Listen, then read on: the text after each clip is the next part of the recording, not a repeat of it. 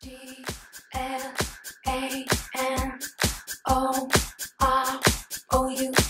yeah, G.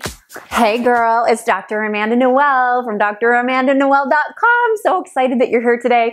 We're going to be talking about sex, relationships, men, food. It's going to be a really delightful video to help you if you are a binge eater, if you suffer with food addictions, if you have a major obsession with carbs and sugar and all kinds of foods that make you feel like you're in the right place, if you have an addictive relationship to bad men that break your heart, men that don't treat you right, men that you have to fix up and you fix them up and then they go off and sleep with another woman and get married to her, because that happened to me like a million times.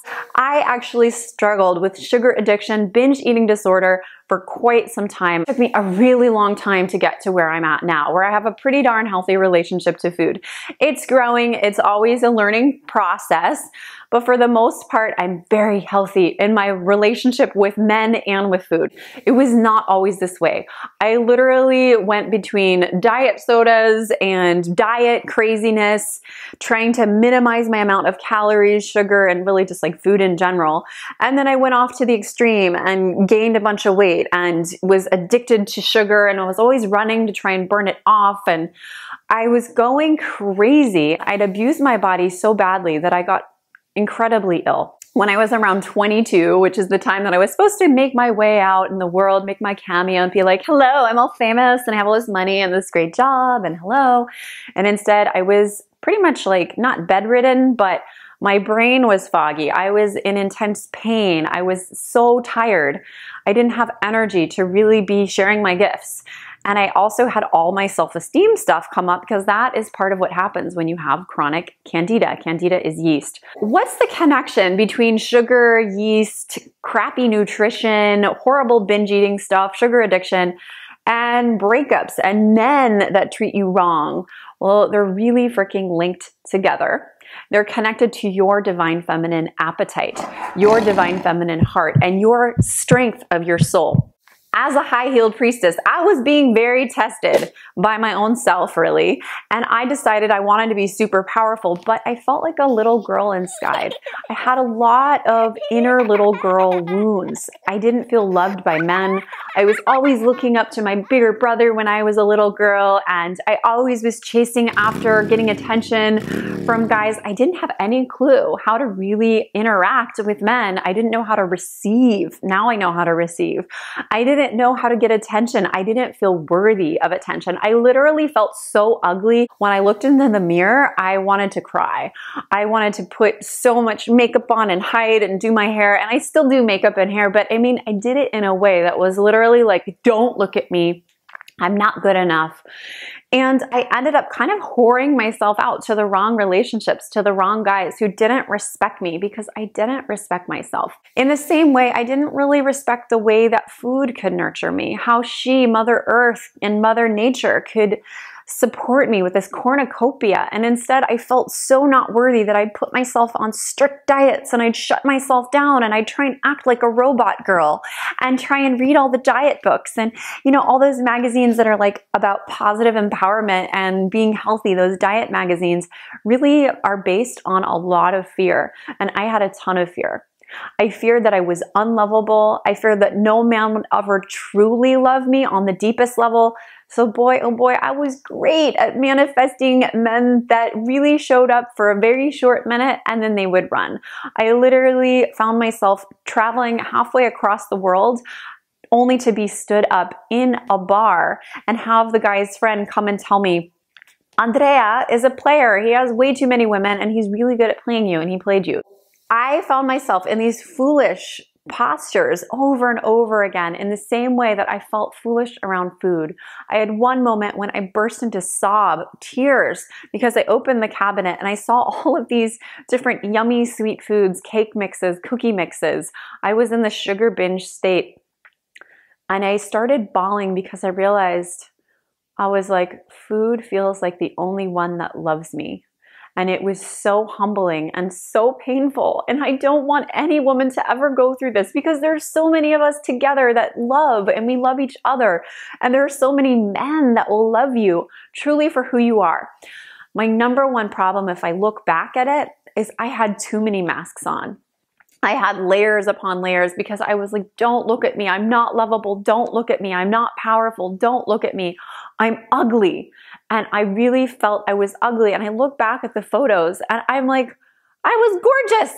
I was perfect. I was beautiful. Like maybe I wasn't picture perfect like a model, but I was perfect the way that I was. And I want every woman and every little girl of all shapes and shades and sizes and textures and hairy or not hairy. You're beautiful as you are. And there's always a community. There's always a twin flame if you want that. There's always a tribe. There's always beauty around you to see how beautiful you are. Because when I opened up to this, I brought in people that see my beauty, and I've brought in men that really honor who I am. And it's funny because now I'm 35 and I have more wrinkles and I have more quirks and imperfections that come with aging. And what I found is so funny, now that I'm aging more, I'm attracting men that are younger and younger, and it's easier for me to find men now that I'm 35 who are in their mid-20s than when I was mid-20s. It's the weirdest thing. But it's because I truly feel beautiful from the inside, and I give myself permission to be weird and free. Let yourself out of that Barbie box, that robot trying to fit and stick into diets and stick into like what's right, and just use the bucket tool with everything and know that there's going to be an amazing beloved for you. There's going to be an amazing tribe. There's going to be amazing dates, whatever it is that you want, whatever combination of attention, affection, affirmation from the outside in, it will align when you give yourself permission and when you feel it on the inside. And it is not from the outside.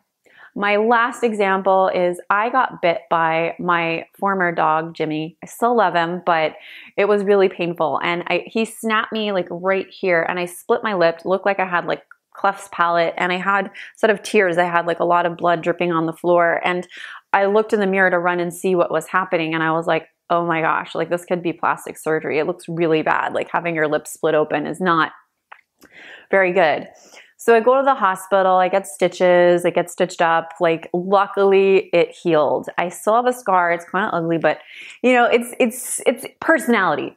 But what I want to say to you is me, the dog-faced woman, got loved because I looked in the mirror and I saw my beauty beyond the scar tissue, beyond the stitches, beyond the black eyes and the puffiness. People did think I was a situation of domestic violence. I mean, it looked horrible. But I looked past that zombie and I saw into my soul in the mirror and I said, Amanda, I will always love you. And I will do it for every woman on the planet. And I get so emotional when I go into that moment because it really let me let go of that veil. And I said, fuck you to the part that's not letting me love you. Because we are all one and we're all beautiful and we're gonna all go down into dust. Even the freaking most beautiful model is gonna be dust. And if we don't love what we have now and we don't treat it as a sacred temple that we are, and I'm gonna get a little preachy on you, if you are not embodying your temple to your soul, who will? No one will. And it's wrong because there's a beautiful soul inside of you waiting to come out and shine. So we need to take care of our bodies, our diets from like a loving mama, nurturing place. Fill up your cup, work on your addictions, find the deeper need. I found my addiction. My addiction to sugar was a deep need to serve the planet. And I believe that that's everything. You have wisdom, you have a soul purpose, you have passion to shine and share with the world. And if you don't activate that, you will be addicted. You will be in darkness. You will be in pain. But you don't have to stay there. Thank you for joining me today for that kind of crazy, vulnerable video. I hope you enjoyed it. If you do, please subscribe. Feel free to share it and share something that you're ready to really transmute into soul purpose. And I'll see you in the next video. Namaste. Namaste.